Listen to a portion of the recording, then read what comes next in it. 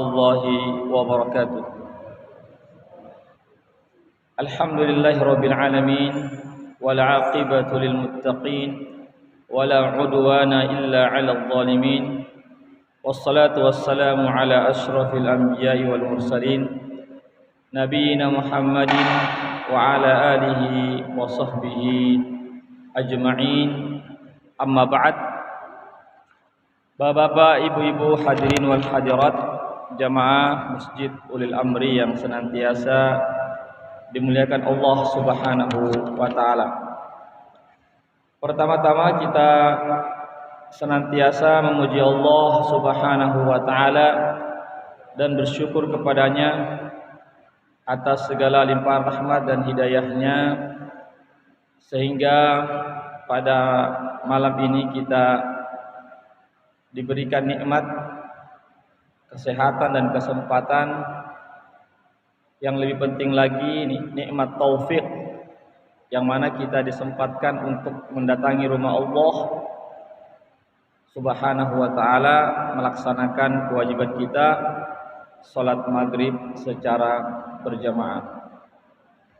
Salawat dan salam senantiasa kita kirimkan kepada junjungan kita Nabiullah Muhammad sallallahu alaihi wasallam beserta keluarga dan para sahabatnya, para pengikutnya yang tetap setia berpegang teguh kepada sunnah-sunnah beliau dan para sahabatnya hingga hari kiamat kelak.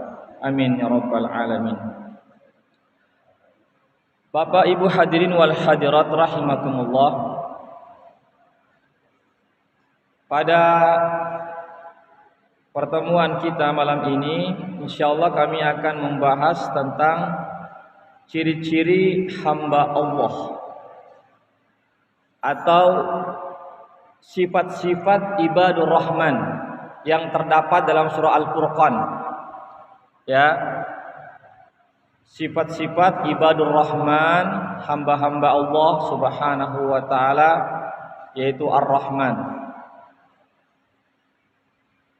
yang terdapat dalam surah Al-Furqan dari ayat 63 sampai ayat yang ke-77.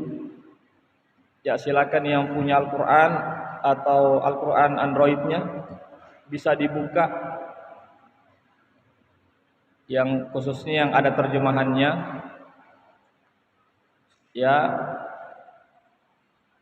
ayat 63 sampai 77. Ya, sampai akhir ayat yang terakhir dari surah Al-Furqan.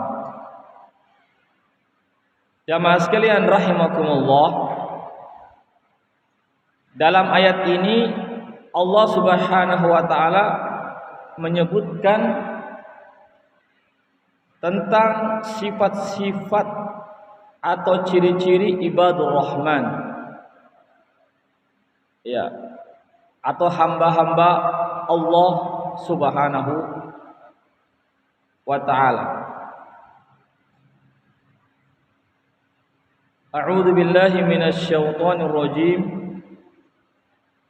Wa ibadur rahmanil ladzina yamshuna 'alal ardi hauna wa idza khatabahumul jahiluna qalu salama walladzina yabituna lirabbihim sujjadan wa qiyama walladzina yaquluna rabbana isrif 'anna 'adzaba jahannam inna 'adzabaha kana gharama innaha sa'at mustaqarran wa muqama والذين إذا أنفقوا لم يسرفوا ولم يقتروا وكان بين ذلك قواما والذين لا يدعون مع الله إلها آخر ولا يقتلون النفس التي حرم الله إلا بالحق ولا يزنون ومن يفعل ذلك يلقى أثاما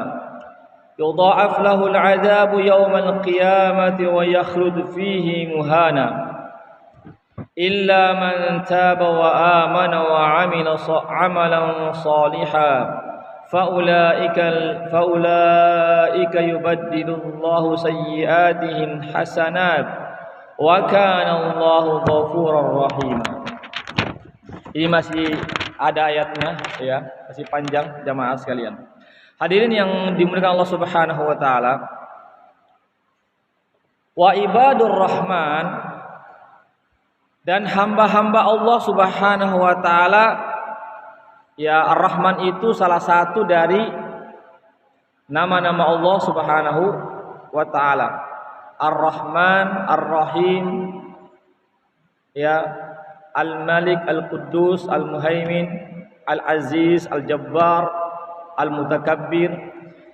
Jadi Ar-Rahman itu salah satu dari nama-nama Allah Subhanahu wa ta'ala. Hadirin yang dimuliakan Allah Subhanahu wa ta'ala, di sini disebutkan hamba-hamba Allah. Hamba Allah itu ada dua. Ada hamba Allah yang bersifat umum, masuk juga di situ orang-orang kafir. Orang-orang kafir, orang-orang yang tidak beriman kepada Allah itu hamba Allah juga sebenarnya. Jamaah sekalian. Jadi jangan dikira hamba Allah itu hanya orang-orang beriman saja.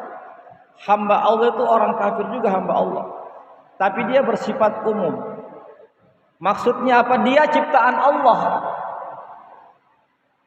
Dia di bawah kendali Allah. Mereka itu milik Allah. Artinya Allah kapan saja bisa mencabut nyawanya. Itu maksudnya. Ya, Allah bisa saja memberikan kepada mereka penyakit. Ya, jadi yang dimaksud dengan hamba Allah, jadi semua ini adalah hamba Allah Subhanahu wa taala, termasuk orang-orang ya kafir pun juga hamba Allah. Jamaah sekalian. Karena mereka ini adalah milik Allah, ciptaan Allah, di bawah pengaturan Allah Subhanahu wa taala. Ya, sehingga dikatakan sebagai hamba Allah. Hadirin yang dimuliakan Allah Subhanahu wa taala. Kemudian ada juga hamba Allah yang bersifat khusus. Itulah orang-orang yang beriman. Itulah orang-orang yang beriman. Jamaah sekalian, itulah hamba-hamba Allah Subhanahu wa taala yang khusus. Kenapa? Karena mereka inilah orang-orang yang beriman kepada Allah. Mereka inilah orang-orang yang jamaah sekalian mau menerima syariat Allah Subhanahu wa taala. Ya, sehingga dikatakan bahwasanya mereka ya orang-orang beriman, para nabi, para waliullah, para sahabat nabi, para tabi'in, orang-orang soleh, itulah yang dinamakan juga sebagai hamba-hamba Allah Subhanahu wa taala. Dan yang kita bicarakan pada saat ini adalah hamba Allah yang kedua tadi. Yang akan kita bicarakan sebentar, siapakah itu sifat, apakah itu sifat-sifat, bagaimanakah sifat-sifat, karakteristik, ciri-ciri hamba Allah yang bersifat khusus, hamba Allah yang beriman itu, inilah jamaah sekalian. Ada 8. Ada 8 sifat yang Allah Subhanahu wa taala sebutkan dalam surah Al-Furqan ini. Baiklah jamaah sekalian, ya.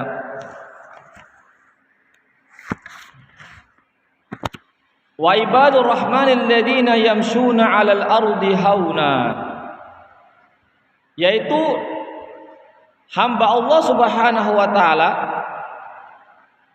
adalah orang-orang yang memiliki sifat tawadhu, orang yang tidak sombong. Ya, dia hidup tinggal di dunia ini, dia bersifat tawadu. Tawadu itu artinya dia merendahkan dirinya di hadapan Allah, dia merendahkan hatinya di hadapan manusia. Jadi tawadu itu ada dua. Ada tawadu kepada Allah, yang kedua tawadu kepada manusia. Apa maksudnya tawadu, tunduk kepada Allah? Artinya dia menerima syariat Allah, menerima Al-Quran dan Sunnah Rasulullah SAW. Dia tidak menolaknya, dia tidak benci kepada syariat Allah Subhanahu Wa Taala.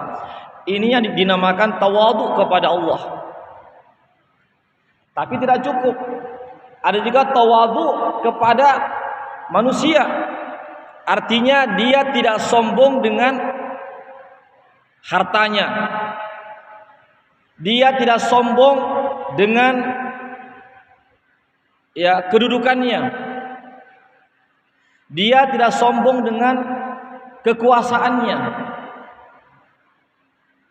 Itulah yang dinamakan tawadu, sesama umat manusia, terlebih khusus kepada umat muslim. Tawadu, kan ketahuan itu, dilihat ini orang yang sombong, ketahuan itu dari mukanya misalnya, dari cara jalannya, dia busungkan dadanya begini, baru ketahuan jamaah sekalian. Dari segi bicaranya misalnya, tidak mau kalah dalam berbicara, meskipun pembicaraannya tidak ada, ibaratnya tong kosong nyaring bunyinya.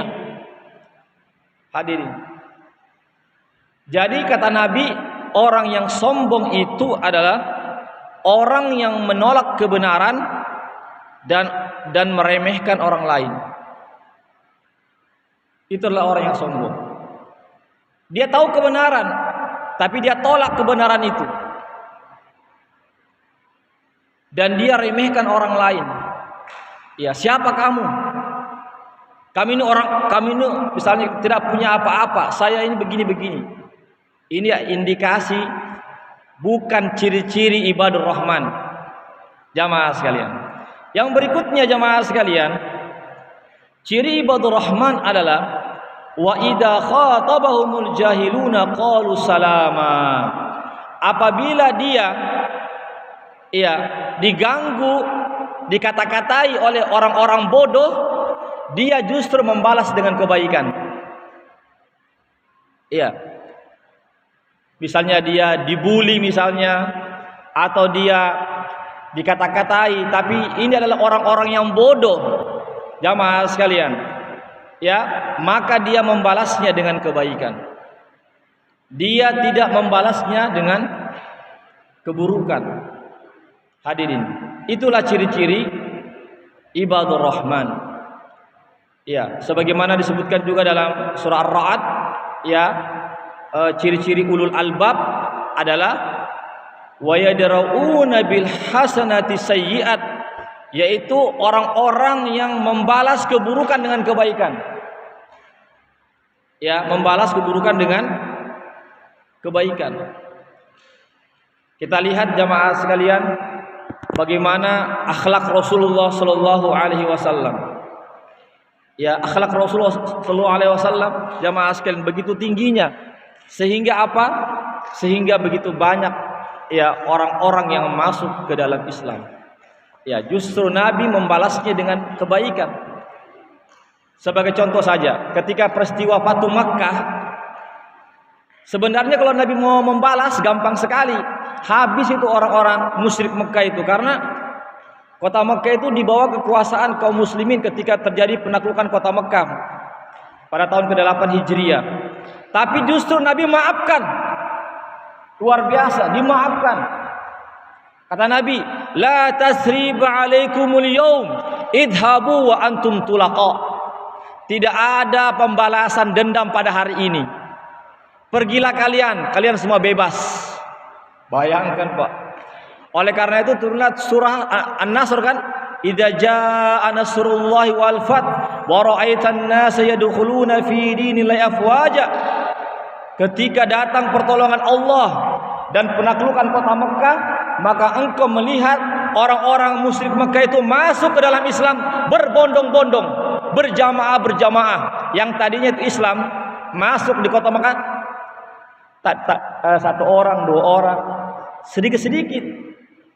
Nanti ketika Fatu Mekah baru, jamaah sekalian, karena mereka tidak menyangka kalau begitu ketinggian akhlak luhur Rasulullah SAW. Padahal mereka sudah siap semua dieksekusi di depan Ka'bah. Di depan Ka'bah disuruh semua duduk. Nabi dengan persenjataan ketika itu. Mereka sudah tidak ada sudah KO mereka. Justru Nabi maafkan. Sebagaimana karena Nabi teringat dengan kisahnya Nabi Yusuf alaihissalam. Ya, bagaimana Nabi Yusuf ketika kecil, bagaimana dia diganggu oleh saudaranya kan? Ya, diganggu oleh saudaranya yang 10 orang itu. Hampir dibunuh. Bahkan dimasukkan ke dalam sumur tua. Ketika setelah begitu lama perjalanan akhirnya mereka ketemu, dan Nabi Yusuf ketika itu sebagai menteri logistik ketika itu. Iya, saudaranya jamaah sekalian ketika itu artinya sudah siap menerima hukuman. Justru apa kata Nabi Yusuf? La tasriba alaikumul yawm, sama. Jadi apa yang Allah kisahkan tentang perkataan Nabi Yusuf dalam Al-Quran sama dengan peristiwa Fatu Mekah. Apa kata Nabi Yusuf? Allah kisahkan dalam Al-Quran, tidak ada penindasan, tidak ada pembalasan dendam atas kalian. Padahal Nabi Yusuf disakiti oleh saudaranya. Ini jamaah sekalian yang dimuliakan Allah Subhanahu wa taala. Ya, meskipun ini berat sekali ya. Berat sekali orang berbuat keburukan kita balas dengan kebaikan. Itu berat sekali jamaah sekalian. Tapi itulah ciri-ciri hamba Allah, ibadur rahman jamaah sekalian. Ya, dia jadi singkatnya adalah ibadur rahman adalah orang-orang yang bersabar. Jamaah sekalian. Orang-orang yang bersabar jamaah sekalian. Iya. Kemudian yang berikutnya hadirin, ciri-ciri ibadur rahman adalah walladzina yabituna li rabbihim sujjadan wa qiyama, yaitu orang-orang yang bangun di tengah malam melaksanakan qiyamul lail. Ya, orang-orang yang bangun di tengah malam melaksanakan qiyamul lail. Itulah ciri-ciri ibadur rahman. Jamaah sekalian. Artinya apa? Di pagi hari dia sibuk mencari nafkah untuk dia dan keluarganya, namun di malam lain ada haknya, namun di malam hari ada hak Allah Subhanahu wa taala. Jamaah sekalian. Ada hak Allah Subhanahu wa taala. Yaitu apa? Dia melaksanakan namanya qiyamul lail. Hadirin, itulah sebabnya kenapa kita jamaah sekalian disunahkan untuk salat tarawih. Kenapa kira-kira itu Pak? Kenapa ada salat tarawih disunahkan meskipun hukumnya sunnah ya? Salat di tengah malam itu hukumnya sunnah, tidak wajib. Seandainya kita tidak salat tidak berdosa. Jamaah sekalian, tidak berdosa, tidak mengapa. Tapi ciri-ciri hamba Allah ibadur rahman, maka sebaiknya dia bangun di tengah malam. Bukan berarti orang yang tidak bangun di tengah malam itu orang yang bukan hamba Allah juga. Tetapi jamaah sekalian, dia memiliki kekhususan, yaitu orang-orang yang melaksanakan ibadah di malam hari. Hadirin. Ya, jadi kenapa jamaah sekalian kita disunahkan melaksanakan salat tarawih? Itu sebenarnya salat tarawih itu salat malam.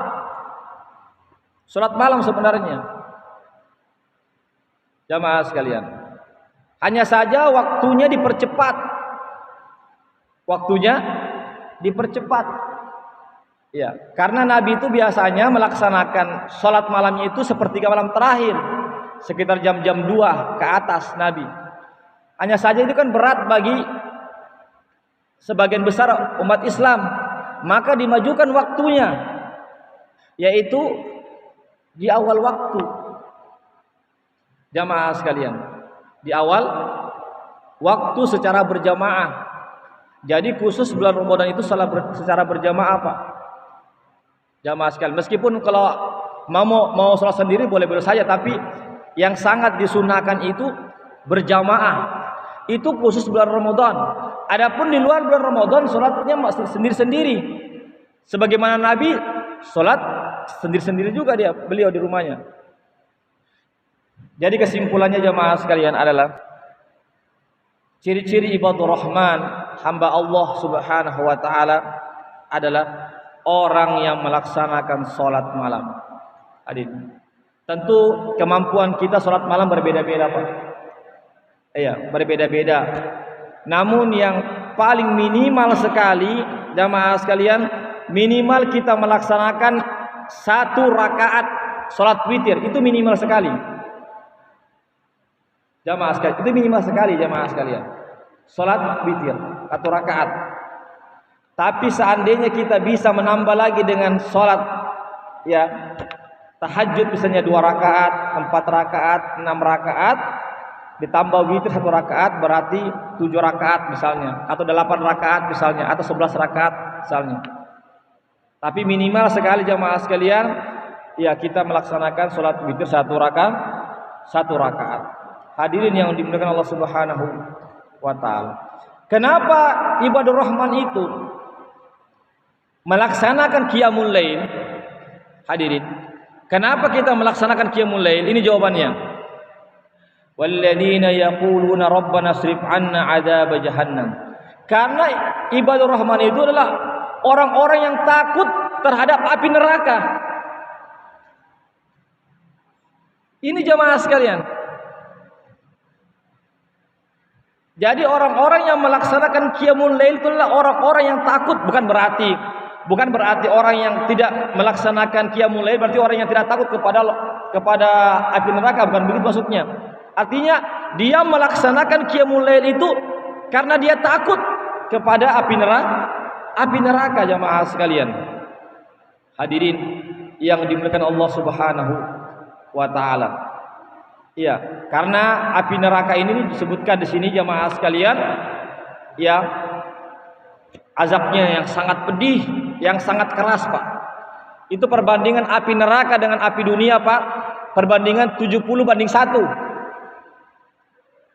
Satu api di dunia itu sama dengan 70 kali lipat api yang ada di neraka Pak. Bayangkan hadirin. Jadi jangan coba-coba kita mengatakan tidak mengapa saya masuk neraka 1 hari saja. 1 hari di akhirat sama dengan 1000 tahun di dunia Pak.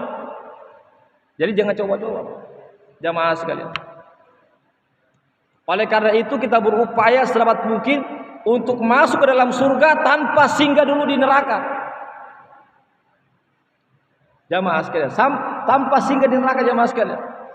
Siapa yang bisa? Oleh karena itu di dalam Al-Quran Allah mengatakan, ya ayyuhalladzina amanu qu anfusakum wa ahlikum naro. Wahai orang-orang yang beriman, jagalah dirimu dan keluargamu dari apa? Bukan dari krisis ekonomi, bukan dari krisis ini, tapi dari api neraka. Api neraka artinya jaga keluarga kita, jangan sampai mereka tertipu dengan dunia, sibuk dengan dunia. Jamaah sekalian, lupa kepada kehidupan akhirat. Disuruh kita sebagai kepala keluarga Pak, jaga diri kita dulu, baru keluarga kita. Siapa keluarga kita Pak? Siapa yang tinggal di rumah kita? Itulah keluarga kita. Siapa yang tinggal, yang dibawa nafkah kita? Ya, seandainya ada saudara kita yang kita nafkahi dan tinggal di rumah kita yang bertanggung jawab terhadap mereka. Termasuk istri kita tentunya. kemudian anak-anak kita tentunya. Kita bertanggung jawab, hadirin yang dimuliakan Allah Subhanahu wa taala. Bukan cuma bertanggung jawab tentang makanannya, pakaiannya, rumahnya, tapi lebih daripada itu bagaimana kita bertanggung jawab tentang agamanya, salatnya, ibadahnya, akhlaknya. Ini jamaah sekalian, hadirin yang ini bukan perkara main-main, Pak. Karena Allah katakan jagalah dirimu dan keluargamu. Bukan cuma dirimu saja, bukan cuma diri kita, keluarga kita juga, Pak. Karena kita sebagai kepala keluarga bertanggung jawab. Kata Nabi dalam hadisnya, kullukum ra'in wa kullukum mas'ulun an ra'iyatihi. Setiap kalian adalah pemimpin, dan pemimpin itu akan mempertanggungjawabkan di akhirat kelak apa yang dia pimpin. Berarti kita sebagai kepala kakak, ya, kepala keluarga, kita akan diminta pertanggungjawaban oleh Allah atas apa yang kita, siapa-siapa yang dibawa kepemimpinan kita, dibawa tanggungan kita. Hadirin yang dimuliakan Allah Subhanahu wa taala. Karena waktu yang terbatas jemaah sekalian.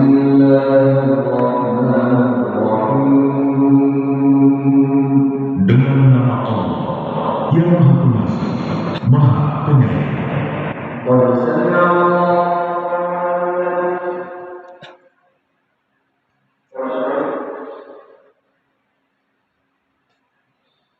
Iya. Iya. Jamaah sekalian yang dimuliakan Allah Subhanahu wa taala, kita upayakan 1 2.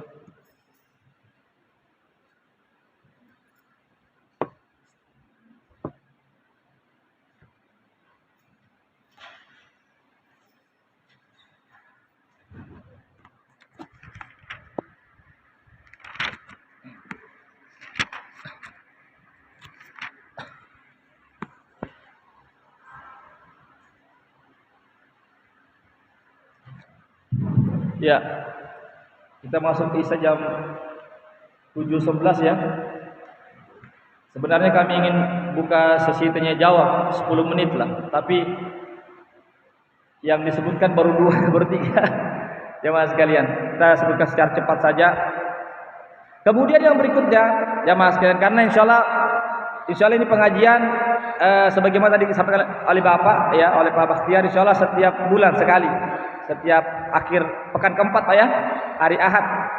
Ya, cuma untuk hari ini Bapak-bapak, nanti bulan depan pemuda dan remaja. Tapi tidak mengapa, hadir juga bapak-bapaknya yang mau ikut, silahkan. Ya, yang mau ikut juga silahkan. Jadi kami upayakan untuk dihabiskan ini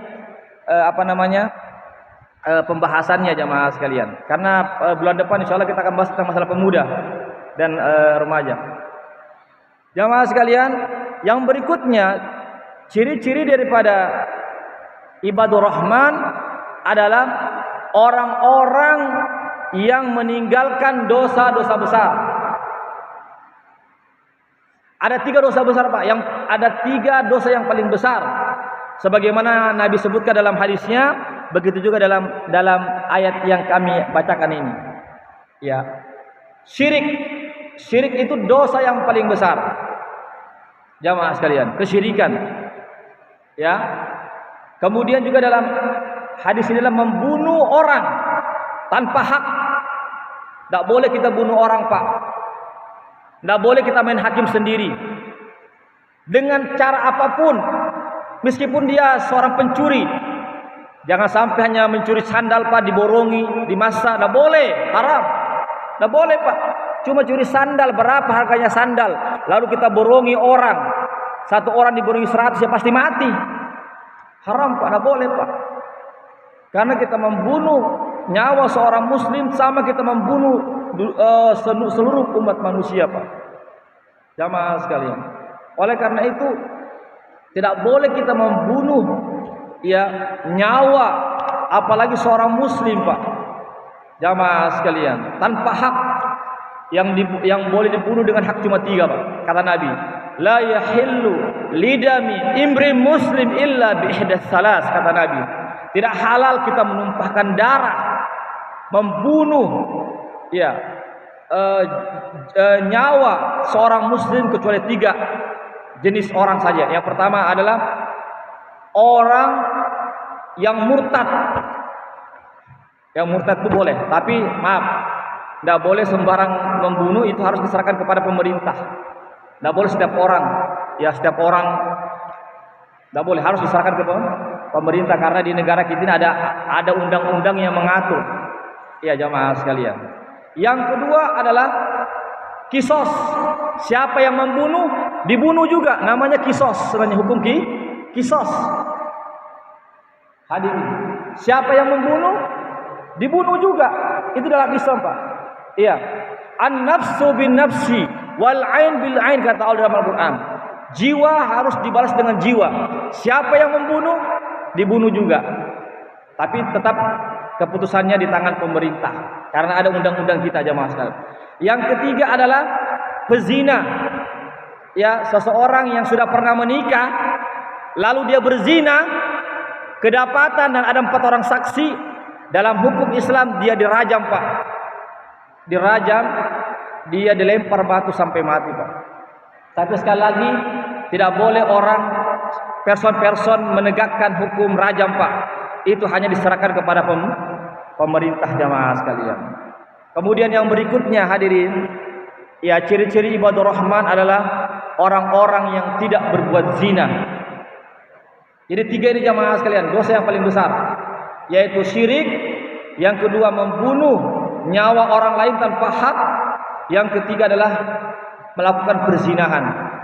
Jamaah sekalian, melakukan perzinahan, hadirin, itu bukanlah ciri-ciri hamba Allah Subhanahu wa ta'ala. Kata Allah dalam Al-Quran ini, siapa yang melakukannya, siapa yang syirik, siapa yang membunuh orang lain tanpa hak, siapa yang berbuat zina, maka dia akan mendapatkan siksa yang sangat besar nanti pada hari kiamat, seandainya dia tidak bertobat. Ya, jika dia tidak bertobat. Tapi jika dia bertobat dan sungguh-sungguh tobatnya, jamaah sekalian, anggaplah dulu dia pernah melakukan kesyirikan, dulu dia pernah membunuh orang, dulu pernah dia berzina, lalu dia tobat, insya Allah Allah terima tobatnya. Kan ada kisahnya kan, Pak, dalam hadis itu ada orang yang membunuh, sudah 99 orang dia bunuh, Pak. Hadisnya sahih, 99 dia sudah bunuh, Pak. Jamaah sekalian, tapi dia mau bertobat, ya. Sayangnya ketemu dengan seseorang yang tidak paham agama. Apa kata orang itu? Allah tidak akan terima tobatmu karena begitu besar dosamu. 99 orang kau bunuh. Akhirnya dia sempurnakan, Pak. Dia bunuh jika orang itu jadi 100. Jadi 100, Pak. Tapi orang ini tetap mau bertobat. Akhirnya dia pergi lagi cari-cari, ketemu seorang alim yang paham agama. Wahai alim, saya sudah membunuh 100 orang. Apakah Allah masih menerima tobat saya? Apa kata alim? Iya. Selama kamu jujur mau bertobat, sungguh-sungguh mau bertobat, ikhlas semata-mata karena Allah, Anda menyesal, Allah terima tobatmu. Tapi kata alim itu kampung itu orang-orang jahat semua di situ. Pindah kamu ke tempat itu, tinggalkan kampung itu. Pindah kamu ke kampung di sana sebelah. Di sebelah itu kampungnya orang-orang soleh, orang-orang yang rajin beribadah. Bergaul kamu dengan mereka. Jamaah sekalian, di tengah jalan, jamaah sekalian, dia tinggalkan kampungnya, dia pergi kampung sebelah, tiba-tiba malaikat mau datang mencabut nyawanya. Mencabut nyawa, padahal dia belum melakukan kebaikan, baru ada niat. Meskipun sudah ada beberapa langkah yang dilakukan, akhirnya divonis dia, Pak, penghuni surga. Penghuni surga. Padahal dia belum sampai ke tempat tujuan. Masih jauh, jamaah sekalian, masih di pertengahan jalan, dicabut nyawanya. Artinya, hadirin, kalau kita pernah berbuat zina selama ini, nauzubillah, kalau kita pernah membunuh selama ini, janganlah kita berputus asa. Tetapi kita bertobat kepada Allah Subhanahu wa taala, karena tentu di antara kita atau tentu kita sebagai manusia tidak pernah luput daripada kesalahan dan dosa. Oleh karena itu dalam hadis Nabi mengatakan, kullu bani Adam khatta'un wa khairul khatta'in at-tawwabun. Semua anak cucu Adam itu pasti bersalah. Pasti berdosa, Pak. Dosa besar kah, dosa kecil kah, pasti kita lakukan, Pak. Tetapi kata Nabi, sebaik-baik orang yang berdosa adalah orang yang bertobat kepada Allah Subhanahu wa taala.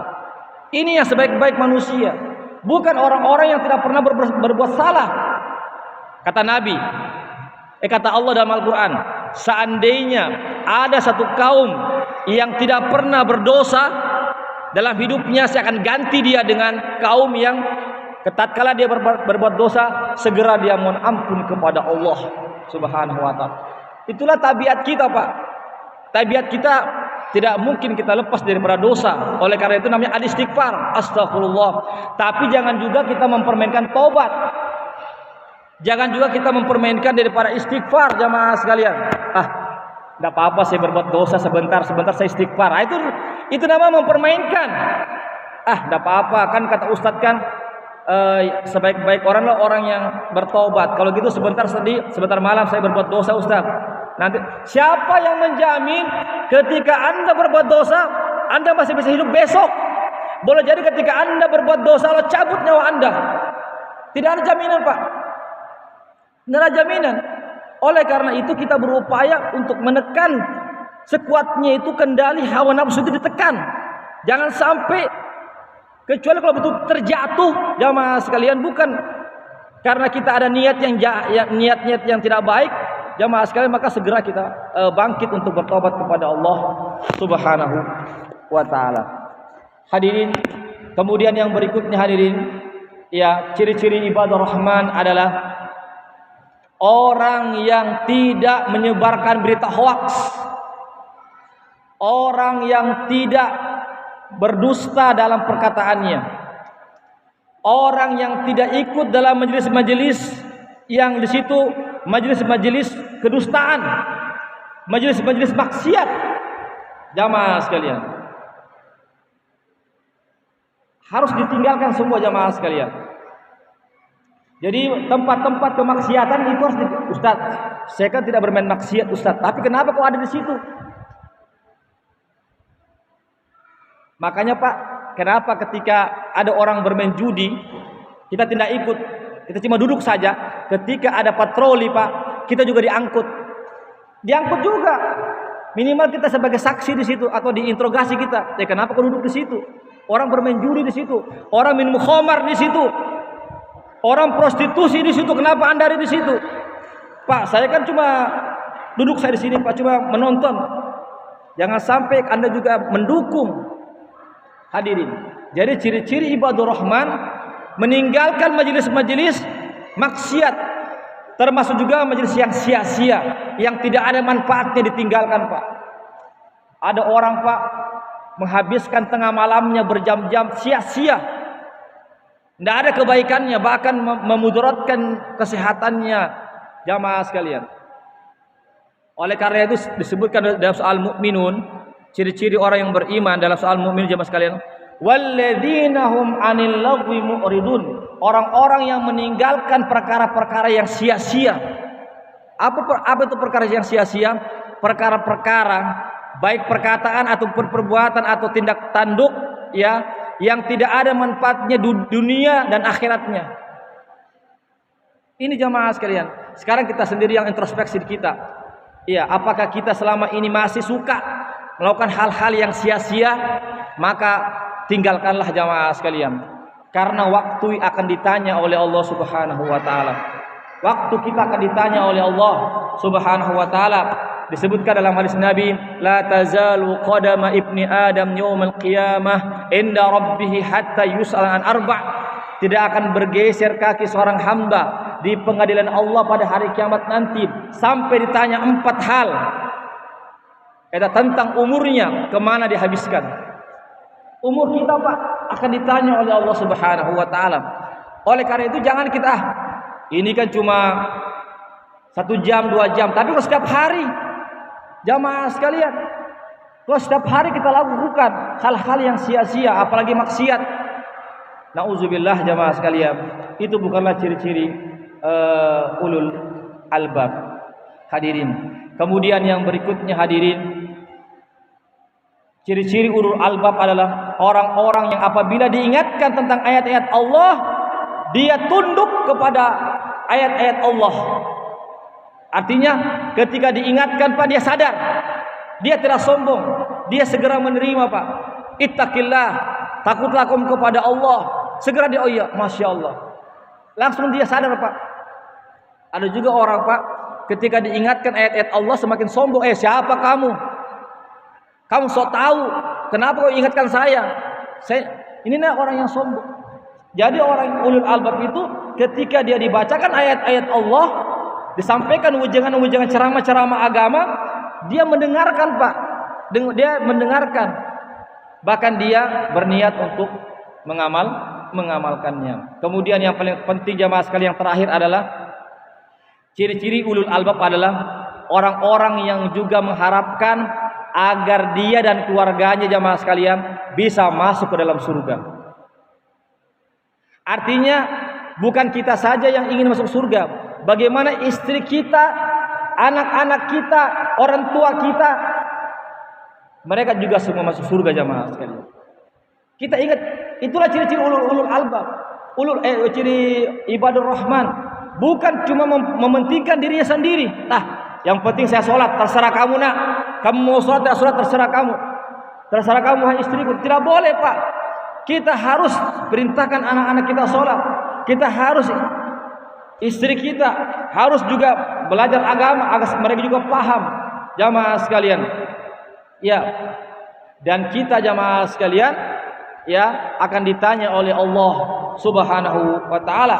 Karena apa? Karena kita sebagai pemimpin bagi keluarga kita, hadirin yang dimuliakan Allah Subhanahu wa taala. Kemudian yang terakhir adalah, ya, dengan 8 ciri-ciri ibadur rahman ini, maka mereka ini akan mendapatkan jamaah sekalian balasan dari Allah Subhanahu wa taala berupa surganya jamaah sekalian. Itu karena apa? Kenapa mereka mendapatkan surganya bersama dengan keluarga-keluarganya jamaah sekalian? Itu disebabkan karena mereka bersabar. Bersabar jamaah sekalian. Artinya kita dalam mengarungi hidup dan kehidupan ini jamaah sekalian, kita harus bersabar.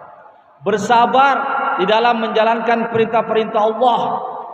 Bersabar di dalam meninggalkan larangan-larangan Allah dan Rasulnya. Bersabar terhadap musibah-musibah yang menimpa kita jamaah sekalian.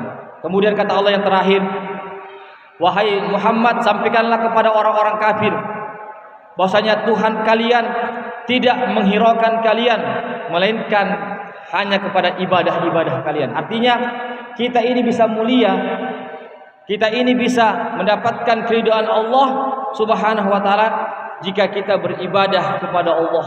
Jadi Allah itu hanya melihat ibadah kita Pak. Allah hanya melihat ketakwaan kita.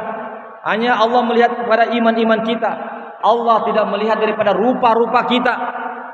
Allah tidak melihat daripada besarnya kita punya fisik. Tetapi Allah melihat daripada ibadah-ibadah kita.